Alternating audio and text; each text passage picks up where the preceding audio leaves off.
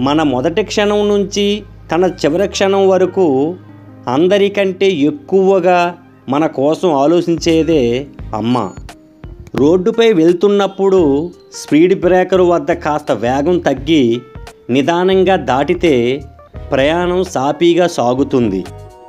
జీవితంలో కూడా ఏదైనా సమస్య వచ్చినప్పుడు కాస్త ప్రశాంతంగా ఆలోచించి నిర్ణయం తీసుకుంటే ఎలాంటి సమస్యనైనా దాటవచ్చు. ఇవాళ నీకు చెయ్యందించేందుకు ఎవరూ లేరని బాధపడొద్దు. నువ్వు అనుకున్నది సాధిస్తే రేపు నిన్ను చూసి చప్పట్లు కొట్టేందుకు ఈ ప్రపంచమే ఎదురు చూస్తుంది.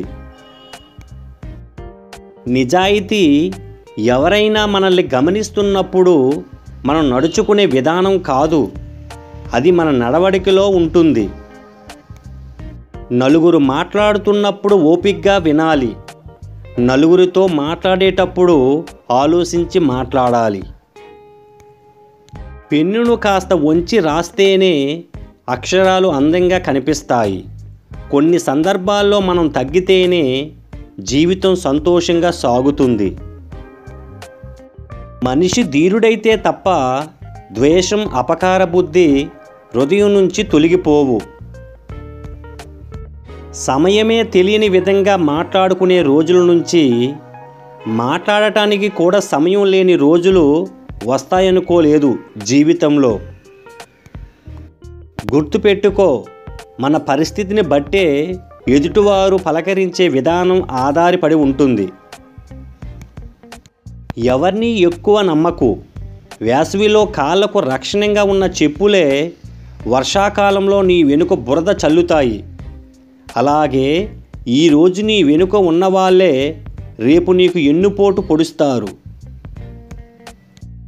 ఒక రాతి హృదయాన్ని తాకి నా గుండె బావిలో తడి జ్ఞాపకాలు ఆవిరయ్యాయి. ఎంత తవ్వినా గుండె గాయాలే తప్ప తడి జాడ కనిపించడం లేదు. సాధించాలి అనే నిర్ణయం, సాధిస్తా అనే నమ్మకం, సాధించేదాకా పోరాటం, ఇవి చాలు విజయం సాధించడానికి. జీవితంలో పరిచయం అయ్యేవారంతా మనకు ఏమీ నేర్పించరు, మనం నేర్చుకుంటే తప్ప. అలాగే పరిస్థితులు ఏవైనా మనల్ని మార్చవు, మనం మారితే తప్ప. విరిగిపోవడం, పగిలిపోవడం అంతం మాత్రమే కాదు, కొన్నిసార్లు ఆరంభం కూడా కావచ్చు. గుర్తుపెట్టుకోండి మిత్రమా.